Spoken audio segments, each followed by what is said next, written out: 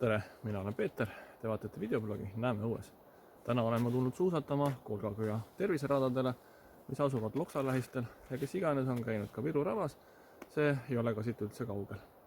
Järjekordse suusavideoga üritan täita eesmärki, et miks mitte ühel päeval käia läbi kõik terviserajad, et anda ülevaade suusatamise võimalustest Eestis.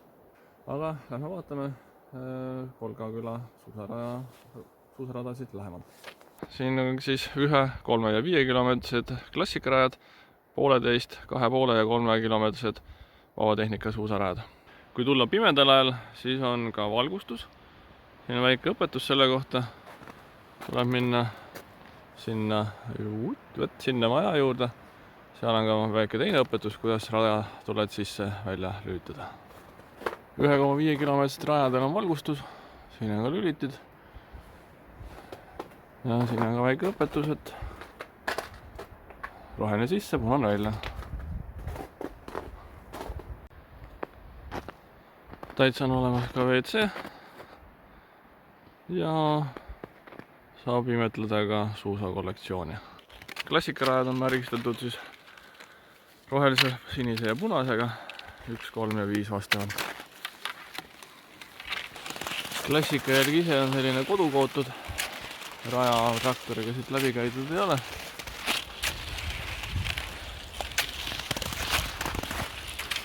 See rada siin metsa vahel sinkade ja vonkade lookleb. Põhiliselt siis männimets.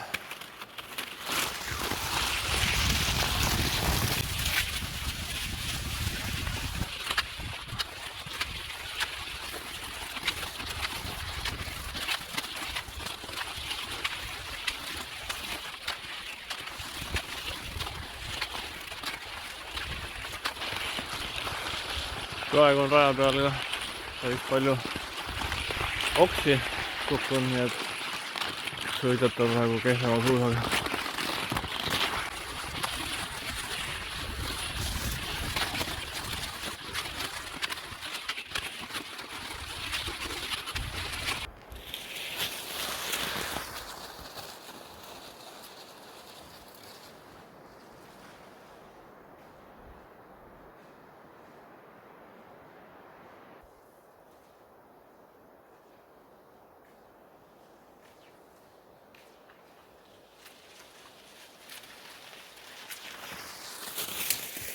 Mägede rajale minekuks on eraldi silt, Mägede rada.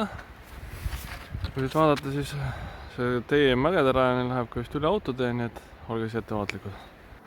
Tulles üle autotee, jõuamegi Mägede rajani.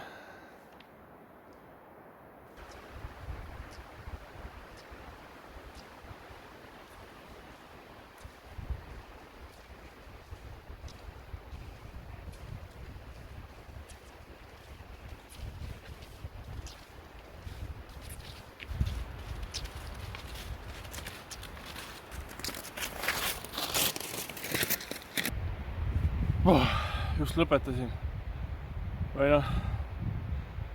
lõpetasin kukkumisega, tulin täpselt siit puu ja aia vahelt. Kuradi libe on see rada praegu. Ehk siis kõik see suusakogemus sõltub nii palju ikkagi sellest ilmast, mis on.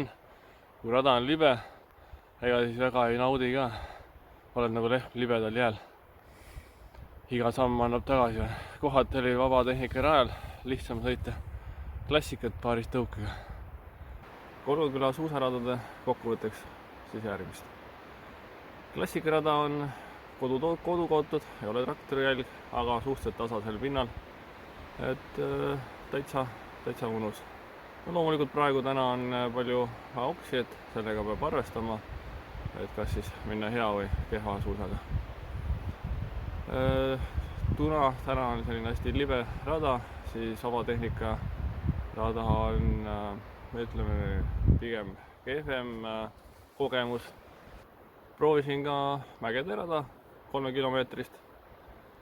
Jah, tegelikult ju päris iseenesest okei rada, tõuse on, korra nõudlik rada. Sellise libedaga on muidugi see rada päris ohtlik isegi. Mina kukkusin seal 3 korda. Et vajab juba paremat suusaoskust.